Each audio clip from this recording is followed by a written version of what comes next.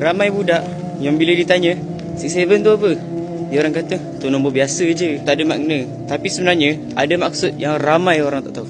Trend ni bermula daripada seorang budak jerit 67 dekat kamera tu, dan video tu viral satu dunia.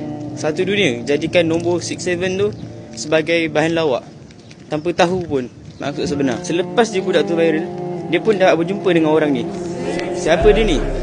Ni Skrilla, rapper Amerika yang buat lagu 67 tu. Dia beragama Santeria, agama yang percayakan Olodumare, Tuhan pencipta yang tertinggi dalam agama Santeria. Dalam agama Santeria, setiap nombor tu suci. Setiap nombor ada dewa tertentu. Nombor 6 untuk dewa Ogun, dewa perang, dan nombor 7 untuk dewi ibu lautan. Dia pun ada buat lagu Words for Osun. Siapa Osun? Dewa cinta. Dan nombor dia nombor 5. Dah nampakkan kaitan dia. Dia dah jadi macam satu zikir lah. Jadi bila kita sebut-sebut 67 dengan gaya 67, dia dah jadi macam satu zikir, tahu tak? Aduh bang, selama ni saya dah sebut 67 tu banyak kali dah.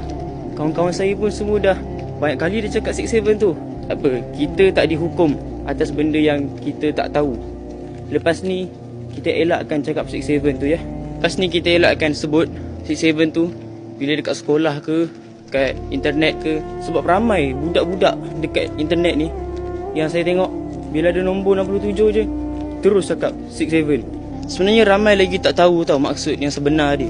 Jadi kepada yang tengah tengok video ni sekarang ni, tolong parent ke, budak sekolah ke, sebarkan kepada orang lain. Jadi sebarkan supaya ramai lagi orang dapat elakkan. Budak sekolah bagi tahu kawan-kawan, yang parents pula bagilah tahu anak-anak tu. Siapa yang selalu sebut 67 tu, elakkan je. Sebarkan kebenaran. Saya hanyalah seorang lagi pendosa. Saya tak sempurna. Assalamualaikum.